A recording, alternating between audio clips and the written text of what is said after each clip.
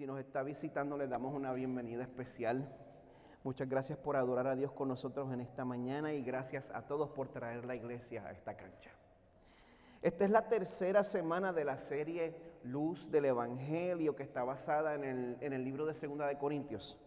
Si usted ha pasado suficiente tiempo en el ambiente de la iglesia, la realidad es que aunque usted no lo sepa y aunque usted no lo crea, usted conoce a Segunda de Corintios. Usted se va a ir dando cuenta a medida que vayamos leyendo el libro y va a decir, ay, sí, yo conozco eso. Y si usted no ha pasado mucho tiempo en una iglesia, pues aunque le parezca extraño que nosotros dediquemos 3 o 4 meses a la vez a predicar un libro de la Biblia poco a poco, capítulo por capítulo, domingo tras domingo, pues en este libro usted va a encontrar enseñanzas de gran valor, pero mi esperanza es que este libro lleve a todos a conocer mejor a su Creador y Salvador Jesús. Esa es mi esperanza. Porque este libro nos deja ver a un Jesús que trae reconciliación, a un Jesús que redime el sufrimiento, a un Jesús que hace consoladores de adversarios, a un Jesús que hace gloria del sufrimiento, a un Jesús que hace fuerza de la debilidad cuando brilla la luz del Evangelio. Y algo muy interesante de este libro es que todo esto sucede en el relieve de una relación que estaba en crisis. Todo esto sucede en medio de una pelea. Y estamos hablando de la relación entre el apóstol Pablo, el autor de la carta, y la iglesia en Corinto. Porque a pesar de que Pablo fue uno de los fundadores de esta iglesia, cuando él se fue de Corinto con el propósito de plantar otras iglesias en el área, tanto en Grecia como en Asia Menor, eso fue como cuando una maestra sale del salón, del aula de las clases y los estudiantes se salen de control. Yo digo esto porque en medio de su viaje misionero, a Pablo le llega un informe de que esta iglesia, que aparentemente la había dejado en buenas condiciones, ahora tenía problemas de celos, tenía problemas de rivalidades y tenía problemas de tolerancia a la inmoralidad. Y no estamos hablando de que estaba siendo demasiado conservadores, estamos hablando de cosas que aún nuestra sociedad secular miraría con malos ojos. Estamos hablando de una persona que estaba teniendo una relación adúltera con su madrastra. Y la iglesia de Corinto estaba tolerando eso. Y además de todo eso, para añadir un poquitito de frosting, pues había un grupo que cuestionaba la autoridad espiritual de Pablo. Pues en ese momento Pablo escribe su primera carta a los corintios para corregir todos esos errores. Sin embargo, las cosas no se arreglaron. Los corintios se rebelaron aún más en contra de Pablo. Y por esa razón Pablo tiene que hacer una segunda visita, la cual él llama en esta carta la visita dolorosa. Después de esa visita, Pablo entonces les da seguimiento, pero les da seguimiento con otra carta. Una segunda carta que solo se conoce como la carta que llenó a todos de tristeza. Como les he dicho antes, lamentablemente esa carta se perdió. Nadie ha encontrado un manuscrito antiguo con esa carta. Sin embargo, le llega un informe a Pablo de que la mayoría de los corintios se arrepienten. Entonces desean reconciliarse con Pablo y es entonces que Pablo les escribe esta segunda carta, para asegurarles pues que él seguía comprometido con ellos, pero también les escribía porque entre ellos todavía quedaba ese pequeño grupito de personas que estaban obstinados en no reconocer la autoridad de Pablo. Y déjeme decirle, un grupito pequeño puede hacer un daño muy grande. Por lo tanto, en esta carta Pablo tiene que afirmar una vez más que él había sido verdaderamente enviado por Jesús mismo como apóstol. Y en el pasaje que vamos a leer hoy, vamos a ver cómo Pablo navega estas tensiones en su relación con la iglesia en Corinto. Yo creo que todos aquí saben que cuando las relaciones se fracturan, lo primero que se pierde entre las dos partes es la confianza. Aquí vamos a ver un Pablo que se está esforzando por reconstruir esa confianza y es por eso que esta mañana deseo que comencemos hablando sobre el poder de las palabras. Yo me refiero específicamente al potencial que tenemos para destruir vidas con nuestras palabras. De eso es que voy a hablar hoy. Y eso sucede cuando nosotros hablamos sobre los demás de manera descuidada. Cuando yo era adolescente, ustedes saben que eso fue hace como 5 años, ¿verdad? Cuando yo era adolescente, yo recuerdo que yo estaba en la escuela dominical de la iglesia que pastoreaba mi padre, esto es en Puerto Rico. Teníamos un invitado especial, un amigo de la familia que había sido misionero. Ese amigo de nosotros pues ya ha partido con el Señor. Yo lo amaba mucho. Durante esa clase de caballeros, él nos hablaba de un vecino que tenía, que lo perseguía y que lo insultaba por su fe. El problema es que cuando él describía lo que el vecino le decía, pues no dejaba nada a la imaginación. Y repetía el mismo lenguaje obsceno, palabra por palabra. Y yo les digo que en ese momento, en esa escuela dominical, todos despertamos. Olvídate del café, ya yo desperté. Pues a lo último, él procede a decirnos, no se escandalicen que las palabras se las lleva el viento.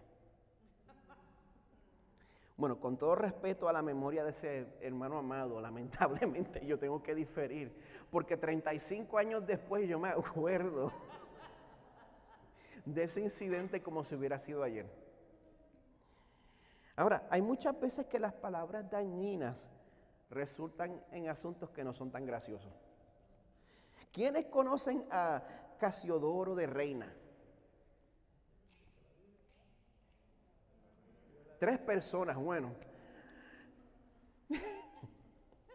Casiodoro de Reina, para el 97% de ustedes que no lo saben, no. Él fue el responsable por la primera traducción al español de la Biblia directo de los idiomas originales, Antiguo y Nuevo Testamento. Esta Biblia fue publicada en el año 1569, hace 450 años, la llamada Biblia del Oso, una Biblia más antigua que la King James en inglés. Casiodoro de Reina, bueno, esta versión, para que sepan, fue después revisada por Cipriano de Valera y se ha convertido en la tan popular Reina Valera, que es la que usamos la mayoría de los protestantes latinos y también en España. Pues a pesar de sus logros, Reina tuvo que pasar gran parte de su vida en exilio y en movimiento constante a lo largo de toda Europa. En primer lugar, tuvo que huir de España porque él se volvió protestante en medio de la Inquisición. Es un hombre de verdad. Pues cuando eventualmente él llega a Ginebra, él tampoco encajó con los seguidores de Calvino. Casiodoro de Reina cayó en desgracia entre ellos porque primero él apoyaba a los anabaptistas. Los anabaptistas son un movimiento protestante que considera inválido el bautismo infantil y aboga solo por el bautismo de los creyentes adultos, lo cual no era parte de la tradición que Calvino estaba practicando. Así que Casiodoro de Reina cae en desgracia primero porque apoyaba a los anabaptistas y segundo porque Casiodoro de Reina criticaba a Calvino por su práctica de quemar en la hoguera a los que él consideraba herejes. Igual como lo hacía Roma. Bueno, valga la aclaración, Reina no estaba apoyando la herejía. Reina sí se oponía al poder político de Calvino y cómo él utilizaba ese poder para ejecutar. Por lo tanto, Reina declara que Ginebra se había convertido en la nueva Roma con su propia Inquisición y decide huir a Londres.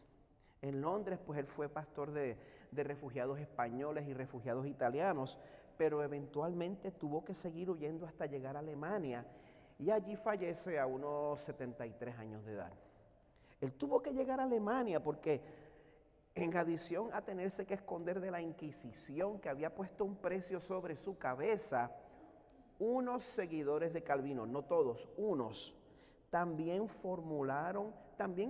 se confabularon con la Inquisición sin ellos saberlo para formular un cargo falso en contra de él de homosexualidad.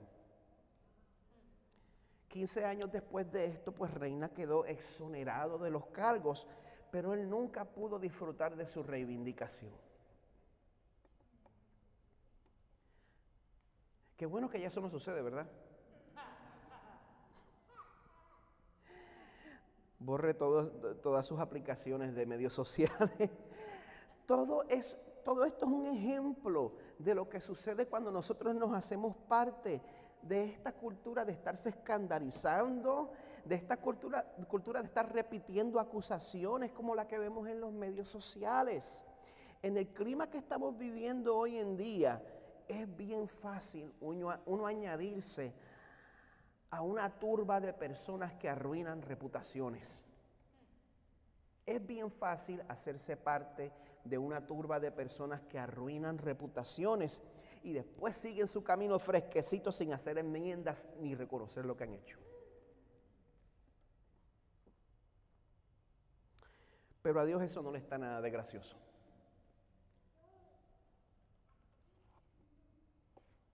Yo les digo que de toda palabra vana que hablen los hombres darán cuenta de ella en el día del juicio. Por eso en esta mañana le pido a Dios que el pasaje de hoy nos persuada a que nosotros no nos hagamos parte de estas turbas crédulas. Que nosotros no terminemos linchando la reputación de personas creadas conforme a la imagen de Dios.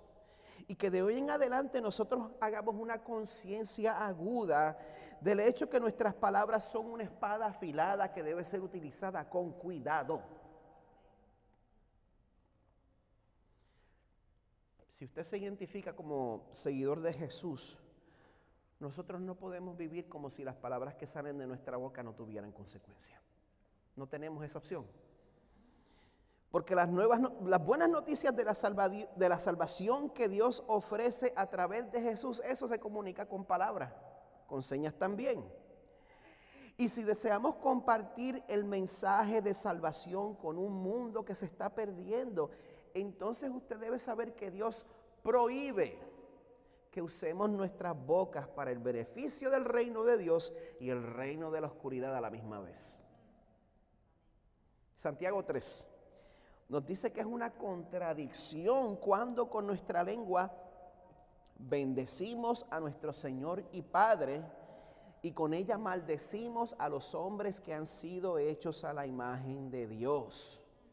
De la misma boca proceden bendición y maldición. Hermanos míos, esto no debe ser así. ¿Acaso una fuente echa agua dulce y amarga por la misma abertura? ¿Acaso, hermanos míos, puede una higuera producir aceitunas o una vid higos? Tampoco la fuente de agua salada puede producir agua dulce.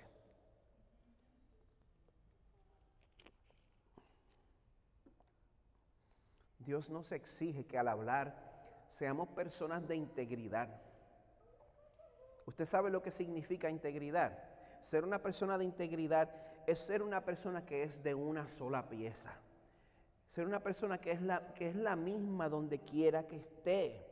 Es una persona que es igual en la iglesia, en el trabajo, con los amigos y en la casa al frente de la familia. Eso es tener integridad. Si usted siente que está teniendo una doble vida, pues eso es indicación de una falta de integridad. Pídale ayuda al Señor. Pero antes de que usted le pida ayuda al Señor, antes que usted se proponga lograr eso, no se proponga lograr eso a través de sus propios esfuerzos, porque la mala noticia es que en cualquier momento determinado todos nos quedamos cortos de esa medida. Yo puedo ver cómo el Señor me está cambiando, pero yo no le puedo decir que hablo con una integridad 100% del tiempo. Muchas veces me he tenido que arrepentir, no nos engañemos. Esa es la mala noticia, que lo que me aplica a mí le aplica a usted. Pero la buena noticia es que los que hemos confiado en verdad que Jesús pagó nuestros pecados en la cruz, nosotros sabemos que Él pagó completamente por cada palabra vana que hemos dicho o que estamos por decir. Y que al estar unidos con Cristo, la vida perfecta que Él vivió se nos cuenta a nosotros por imputación. Y lo que es particularmente hermoso de eso es que no solo tenemos el perdón eterno de nuestros pecados, sino que también esa misma gracia que nos salva es la gracia que nos da el poder para ser transformados. La gracia que salva es la misma gracia que transforma y nos convierte de ser chismosos, mentirosos y manipuladores a ser personas cuyas palabras imparten vida. Así que les invito a que recibamos juntos esa integridad imputada. Vamos a buscar en nuestras Biblias en 2 de Corintios, estamos todavía en el capítulo 1. Vamos a cubrir desde el verso 12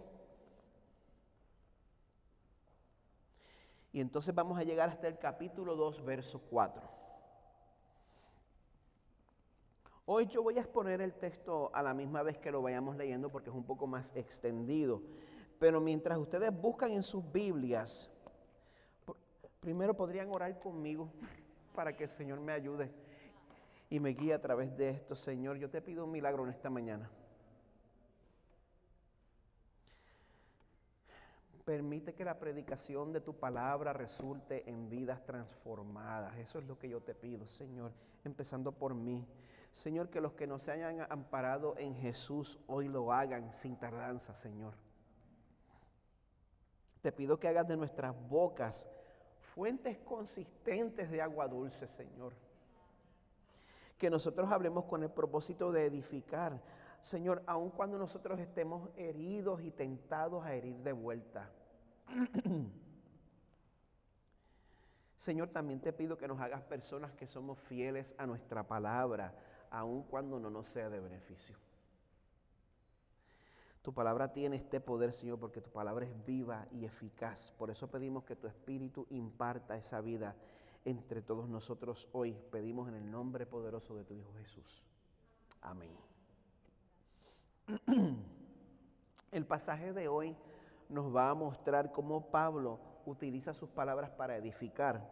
Él nos deja ver 3 ángulos de la integridad que él tenía gracias a Dios. Aquí vamos a ver que Pablo tenía una integridad proclamada, una integridad protegida y una integridad proactiva. Pero antes de comenzar, yo primero es importante que sepamos que en el pasaje de hoy, Pablo lo que está haciendo es se está teniendo que defender.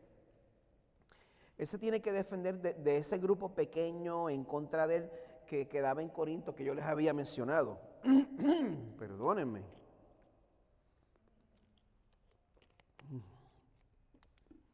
Este grupo de detractores lanza una serie de acusaciones en contra de Pablo.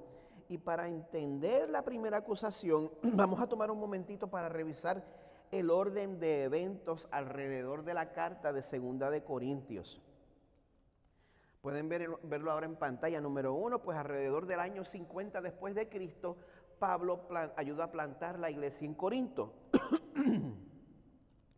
Pablo le había comunicado a los corintios que después que él saliera a continuar sus viajes misioneros, que él los iba a volver a visitar 2 veces. Pero como les había dicho, una vez Pablo recibe, número 2, el informe negativo, pues ahí escribe 1 de Corintios para exhortarlos, para corregirlos. Entonces la primera visita de seguimiento que él hace, número 3, es lo que él llama en 2 de Corintios la visita dolorosa. Aparentemente una visita llena de confrontaciones, una visita llena de acusaciones que hirió a todo el mundo por igual. Y esa visita tuvo que ser seguida por número 4, lo que él llama la carta llena de angustia, la carta llena de lágrimas, la carta que ya se ha perdido y no tenemos. Pues como vamos a ver, se suponía que la segunda visita de Pablo ocurriera justo después del número 4. Se suponía que ocurriera esa visita ahí. Pero como vamos a ver, Pablo decidió que las heridas de la visita dolorosa y de la carta llena de angustias todavía estaban sanando, todavía estaban fresquecitas, y que volver a visitarlos no iba a ser sabio, lo cual fue una decisión acertada porque número 5, la mayoría de los corintios se arrepienten. Y entonces número 6, Pablo escribe 2 de Corintios, pero gente, nada alegraba a los enemigos de Pablo. Ellos se ofendieron por esa decisión. Por eso hoy vamos a ver cómo Pablo se defiende de su primera acusación. Pablo canceló la visita que nos había prometido a última hora y por eso él es caprichoso e inconsistente. Esa es la primera acusación de la cual él se defiende en este libro. Así que en nuestras Biblias vamos a comenzar en 2 de Corintios 1, 12. Yo estoy leyendo la Nueva Traducción Viviente en esta mañana. Aquí encontramos nuestro primer punto, la integridad proclamada de parte de Pablo hacia los corintios. A Pablo lo acusan de ser inconsistente, pero él responde diciendo: podemos decir con confianza y con una conciencia limpia que en todos nuestros asuntos hemos vivido en santidad y con una sinceridad dadas por Dios. Yo voy a pausar ahí. Ni siquiera voy a terminar el primer verso. Pablo les asegura que él les había estado hablando con integridad, pero aún en esta situación Pablo no pierde la oportunidad para darnos una clasecita de teología sin que nos demos cuenta. Y esa lección es que cualquier obra buena que yo haga, cualquier obra buena que usted haga, lo hacemos porque Dios nos concede la gracia para hacerlo. Es la única razón. Voy a continuar el verso 12. Hemos dependido de la gracia de Dios y no de nuestra propia sabiduría humana. Esa es la forma en que nos hemos comportado ante el mundo y en especial con ustedes. Es importante que nos demos cuenta de eso, que aún la gracia para obedecer al Señor, que aún la gracia para crecer en santificación es un regalo del Señor y a usted no le amanece. Vamos a darnos cuenta de esto porque esa salvación eterna que nadie nos puede quitar, esa salvación que hace que Pablo diga en Romanos 8:1, no hay condenación para los que están en Cristo Jesús. Esa salvación, pues no tenemos problema aceptando que es obviamente un regalo de Dios que fue iniciativa de Él, porque la Biblia lo dice clarito. Y la única razón por la cual usted tiene vida espiritual es porque Dios se la concedió. Pero también es importante que nos demos cuenta que el proceso a través del cual cambiamos a lo largo del resto de nuestra vida, el proceso que nos lleva a tomar decisiones que honran a Dios, el proceso de santificación, aunque es nuestra responsabilidad, y agárrese para que no se lastime, porque yo sé que el proceso de santificación, aunque es su responsabilidad, falta de santificación, el Señor lo va a llamar a usted a cuentas. Aunque es su responsabilidad, ese proceso no sucede si Dios primero no nos concede la gracia para aceptar esa responsabilidad. Aún en la santificación, la gracia de Dios es esencial. Porque aspirar a la santificación sin comenzar con la gracia de Dios es buscar justificarse a uno mismo. Cuando usted llame a la santificación, tiene que empezar por el Evangelio.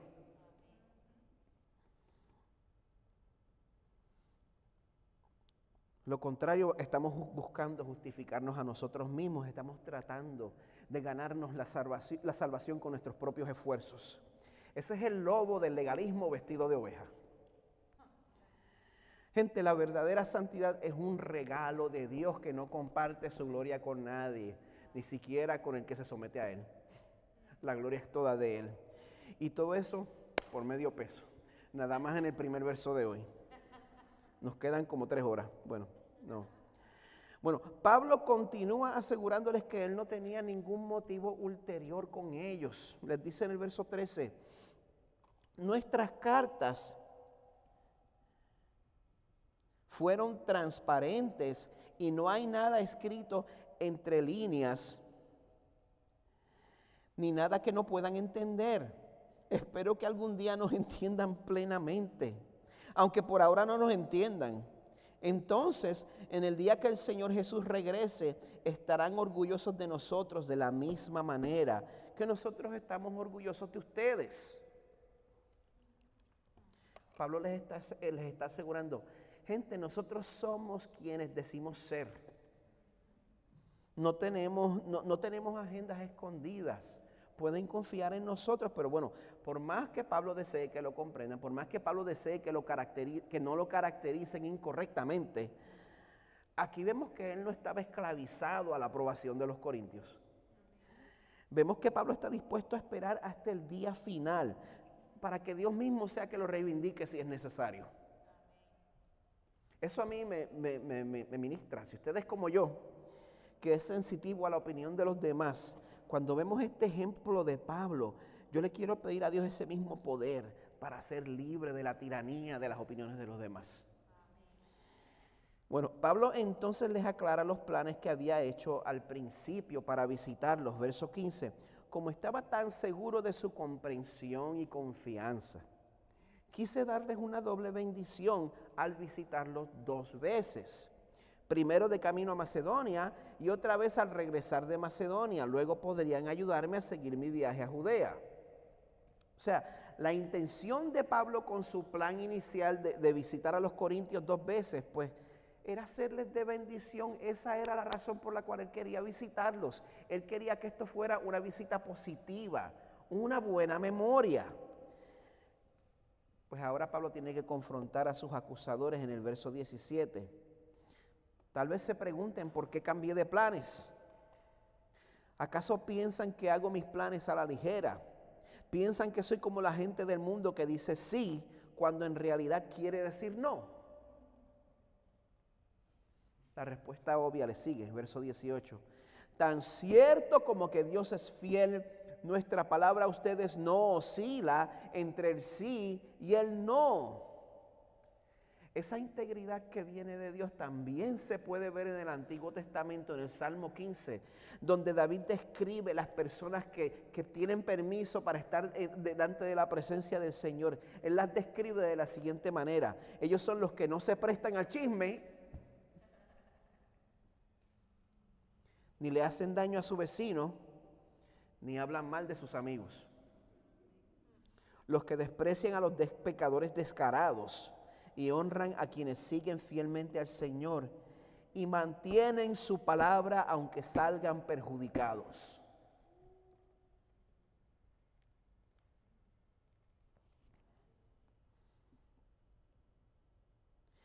Esta integridad en nuestras palabras, esta gracia del Señor para tener esta integridad, le pregunto, ¿es evidente en su vida? ¿O es usted el tipo de persona que manipula la información para su ventaja?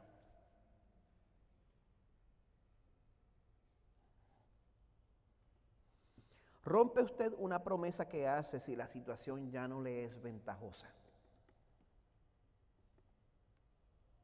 Jesús no es así. De vuelta al pasaje de hoy, verso 19.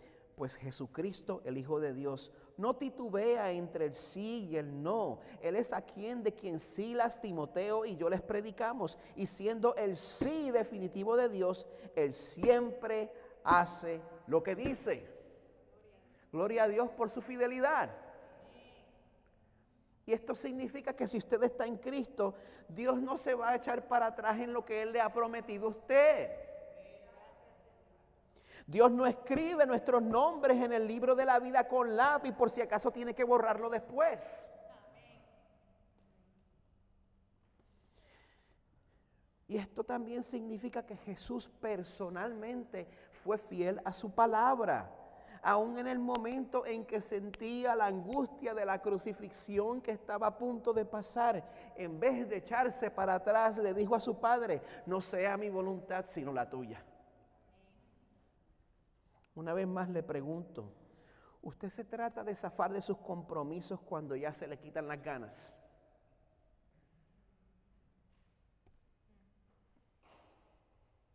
Voy a dejar cocinándoles esa por un par de segundos más. Usted es el tipo de persona que abandona el barco cuando las cosas se ponen difíciles.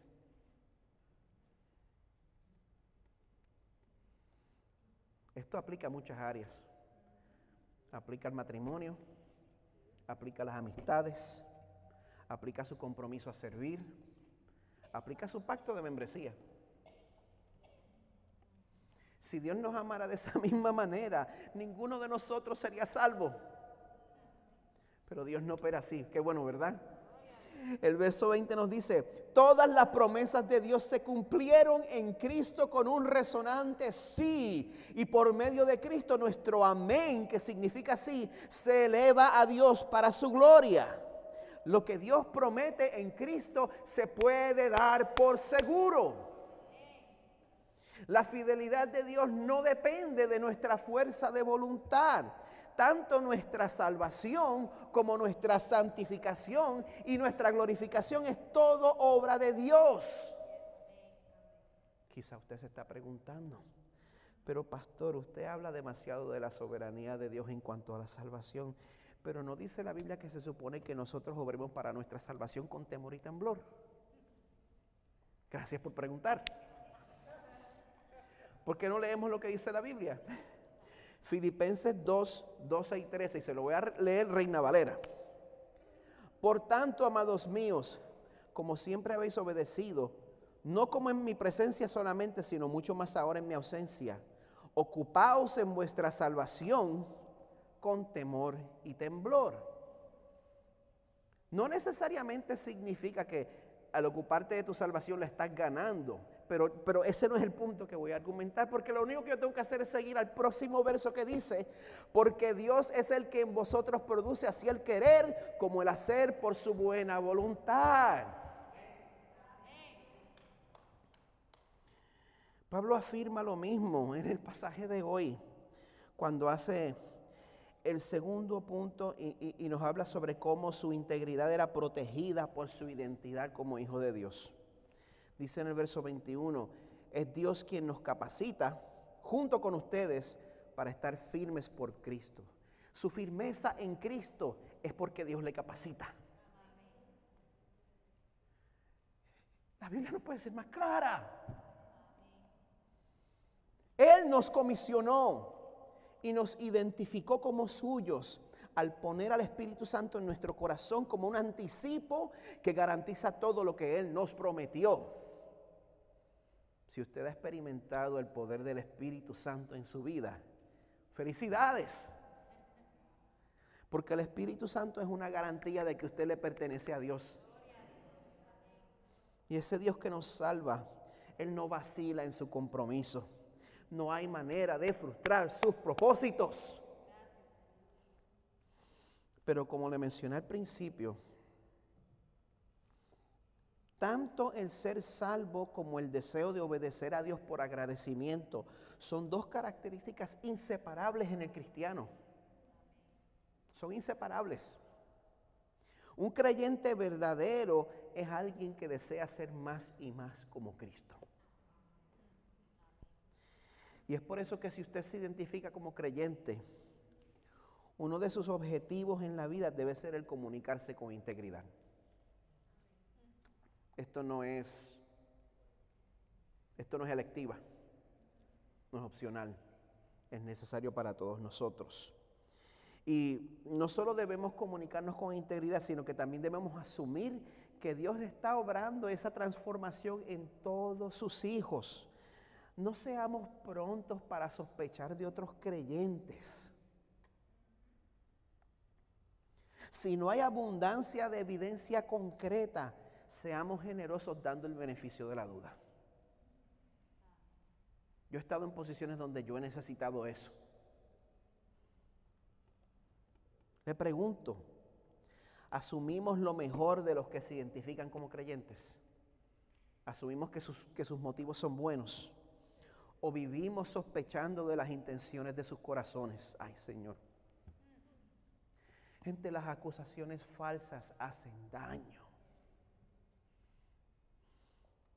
Recientemente el pastor Ray Ortlund publicó lo siguiente, y sígame que esto está bueno. Hace unos años me hallé inmerso en un remolino de acusaciones violentamente falsas. Eso abrió mis ojos a la perversidad de estar señalando a otros con ira. Por eso ahora cuando veo que acusan a alguien de cualquier cosa pienso, en verdad, tú que acusas o repites la acusación de otro, ¿sabes eso con certeza? Ahora veo que una acusación falsa es de por sí perversa. Y regarla aumenta esa maldad.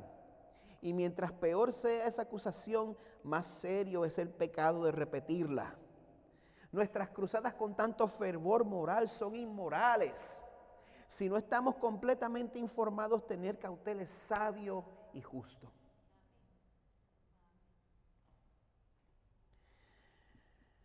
Los corintios, opuestos a Pablo, no tuvieron esa cautela. Ellos asumieron lo peor de él. Y por esa razón él tiene que explicarse en el verso 23. Dice, ahora pongo a Dios por testigo de que les digo la verdad. La razón por la cual no regresé a Corinto fue para ahorrarles una severa reprimenda. No fui para no regañarlos. Simplemente la última visita y carta que les había enviado pues ya era suficiente. Ya los dejó durmiendo caliente.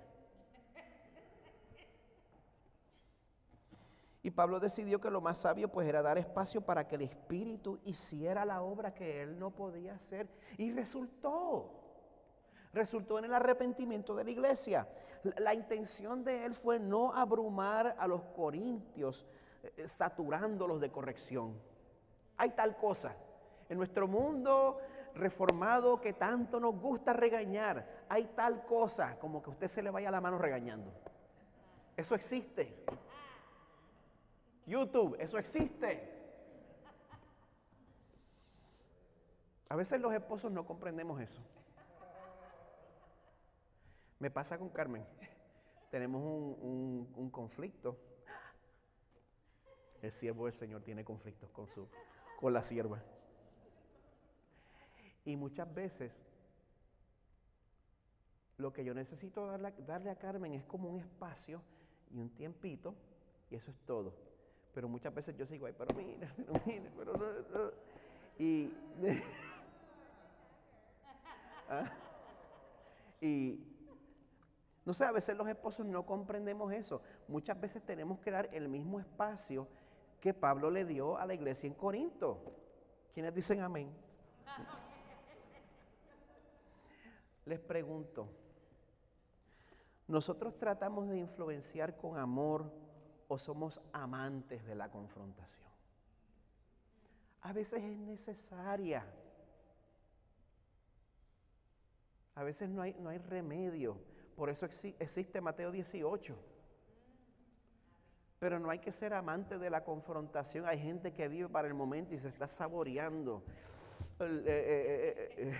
las observaciones que va a compartir con su hermano.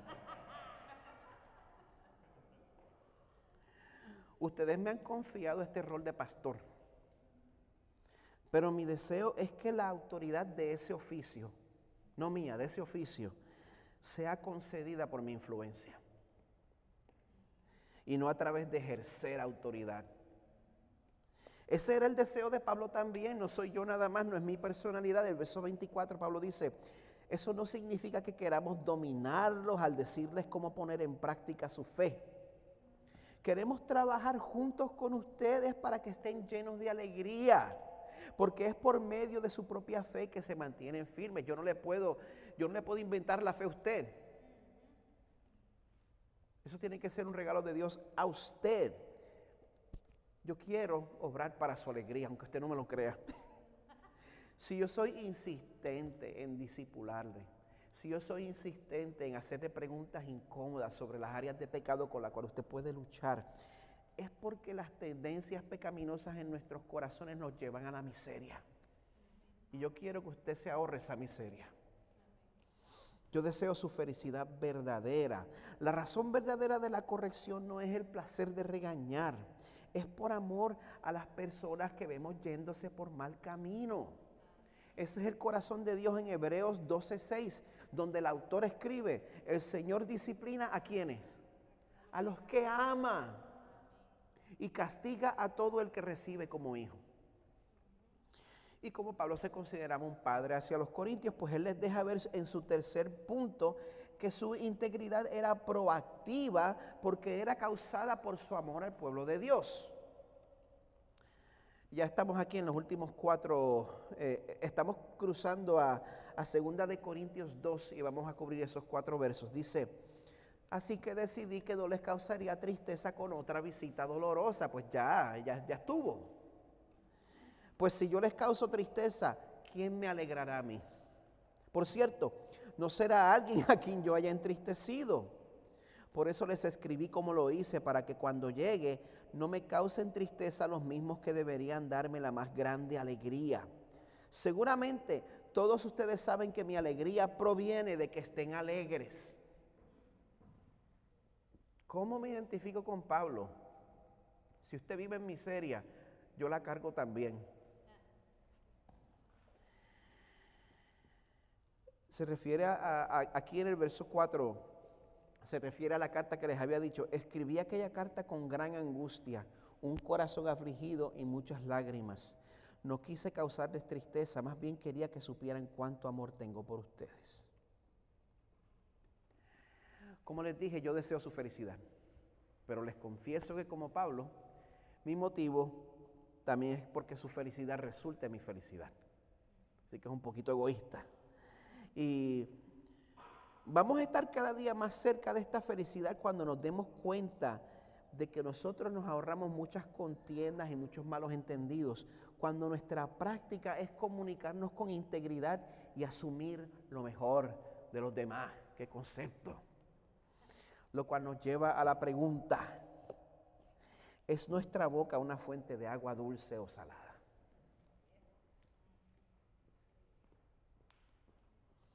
¿Estamos causando daño con nuestras palabras porque somos prontos para asumir malos motivos? ¿Somos prontos para creer y repetir acusaciones que oímos de otros y que vemos en los medios sociales? Sin usted tener esa información personalmente, sin usted saberlo por seguro. Le damos una segunda oportunidad a la gente que nos ha fallado, que ha fallado a su palabra y ha perdido nuestra confianza. Eso sí que es difícil. Ahí yo estoy: Señor, ayúdame.